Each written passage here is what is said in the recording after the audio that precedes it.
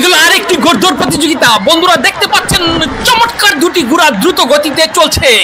বাংলাদেশের সবচেয়ে সুন্দর তাজি দুটি ঘোড়া দ্রুত গতিতে এই মুহূর্তে দেখতে পাচ্ছি আমরা হাড্ডাহাড্ডি লড়াই করে চলছে। একটি হলো আট ভাইয়ের মায়া, অন্যটি হলো কিং খান। যে দুটি ঘোড়া খুবই চমৎকার এবং রেসের ঘোড়া আমরা দেখতে পাচ্ছি চমৎকার ভাবে ছুটে চলছে দুটি ঘোড়া। একটি হচ্ছে মারুফ, যে বাংলাদেশের সবচেয়ে ঘোড়সওয়ারদের মধ্যে অন্যতম সেরা ঘোড়সওয়ার, যে ঘোড়ার উপর দাঁড়িয়ে ঘোড়সওয়ার করে সেই মারুফ আছে, আর সাথে আছে হলো শান্ত।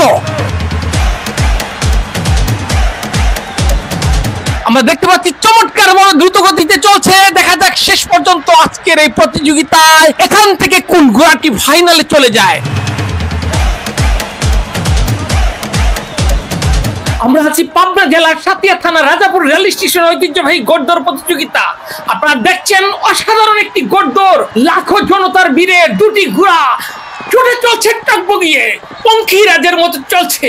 আমরা দেখতে পাচ্ছি প্রথম চক্করে খেলা ইতিমধ্যে শেষ হয়ে গেল, চলছে হাড্ডাহাড্ডি লড়াই। চমৎকার একটি ঘোড়দৌড় প্রতিযোগিতা, যেখান থেকে দুটি ঘোড়ার মধ্যে একটি ঘোড়া আজকে ফাইনালে চলে যাবে সরাসরি।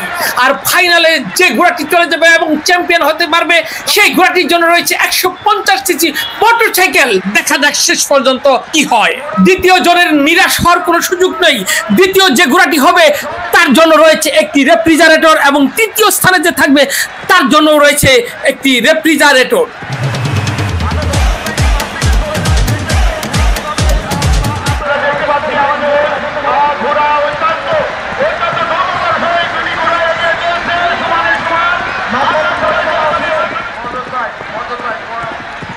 দর্শক বন্ধুরা, আমরা এই মুহূর্তে দেখতে পাচ্ছি মারুফ ঘোড়ার উপর দাঁড়িয়ে ঘোড়সওয়ার করছে। কি চমৎকার সুন্দর ভাবে দেখতে পাচ্ছি, অসাধারণ একটি দৃশ্য, ভুলার মতো নয়, খুবই সুন্দর লাগলো।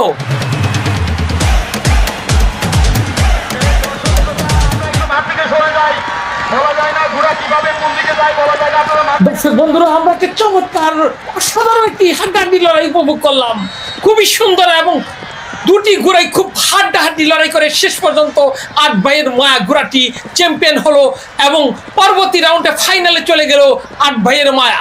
শুভকামনা হলো আট ভাইয়ের মায়ের জন্য। এই ধরনের ঘোড়দৌড় প্রতিযোগিতা দেখতে চাইলে আমাদের পেজটি ফলো করে রাখুন।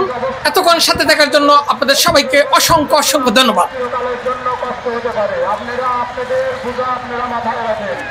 আপনারা দয়া করে মাঠের মধ্যে প্রবেশ করবেন না, দয়া করে পরিবেশটা সুশৃঙ্খল রাখেন। আমি